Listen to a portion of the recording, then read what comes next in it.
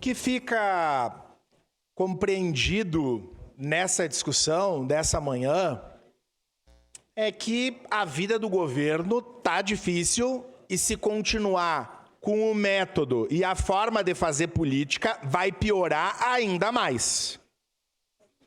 Eu disse já aos interlocutores do governo que se o prefeito quiser construir uma relação minimamente construtiva com esse poder, ele precisa escutar, que é o que não tem acontecido. E hoje foi mais uma demonstração da derrocada da articulação do governo, que teve uma orientação, voltou atrás diante de um problema grave e sério que envolve um modelo de saúde fracassado. O modelo de saúde do governo Adiló fracassou. Eu ouvi aqui elogios ao vereador Rafael Bueno, que resolveu o problema da certificação da UPA. Mas vem cá, não foi resolvido no governo Adiló também, ou não? Grande parte do governo Adiló, o primeiro governo, e mais de um ano no segundo, não resolveu esse problema, demonstrando a incompetência de sequer conseguir certificar a UPA para receber recurso do governo federal. Ainda mais, quando se fala, vereador Cláudio Libardi, que nós teremos uma boa notícia, uma maravilhosa notícia, é nada mais, nada menos do que uma empresa que atenda as pessoas. Simples, a notícia maravilhosa é essa. Ou nós vamos municipalizar a UPA. Ou a boa notícia é que além da UPA nós vamos ter policlínica e que vai ter reforma nas UBSs das emendas que estão paradas. Ou ainda que, além disso, o prefeito vai anunciar um hospital municipal. A criação de uma fundação para a contratação de médicos na atenção básica. Isso seria ótima notícia. Dizer que nós vamos romper o contrato com Ideias e a UC, sei lá quem vai ser contratada, isso é tão somente a obrigação de quem faz gestão.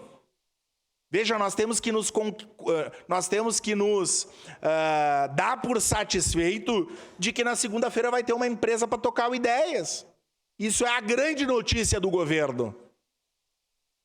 Já que deu errado a PPP lá da Júlio de Castilhos, a PPP da Educação, a Policlínica não ouviu falar, a Maesa já descaracterizou e nós vamos falar logo mais da Maesa, tá?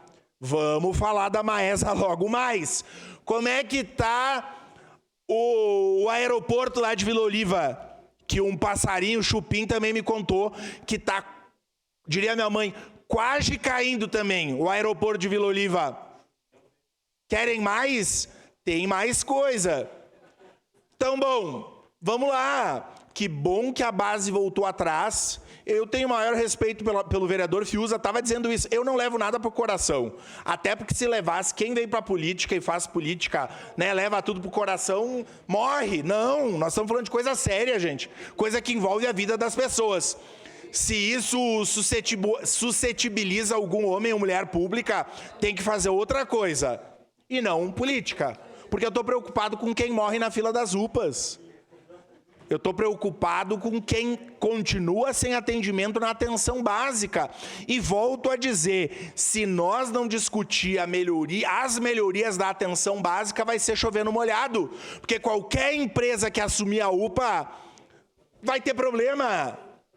Os valores dos contratos não vão dar conta da falta de exame. As pessoas, quando chegam nas UPAs, chegam com a saúde altamente debilitada.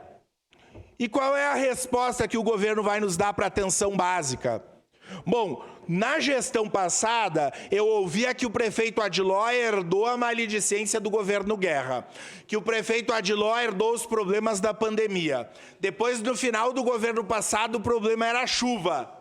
Mas vem cá, inclusive já vou antecipar um pedido de informações, vereadora Daiane, em regime de urgência, eu sei que a senhora vai assinar, porque todas as previsões apontam que nós teremos um El Niño potente na nossa região.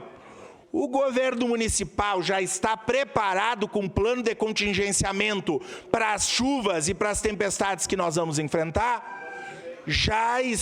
Vou protocolar o pedido de urgência em regime de informação, porque nós não podemos ser pego com calças curtas. No momento oportuno, eu voto sim. Muito obrigado.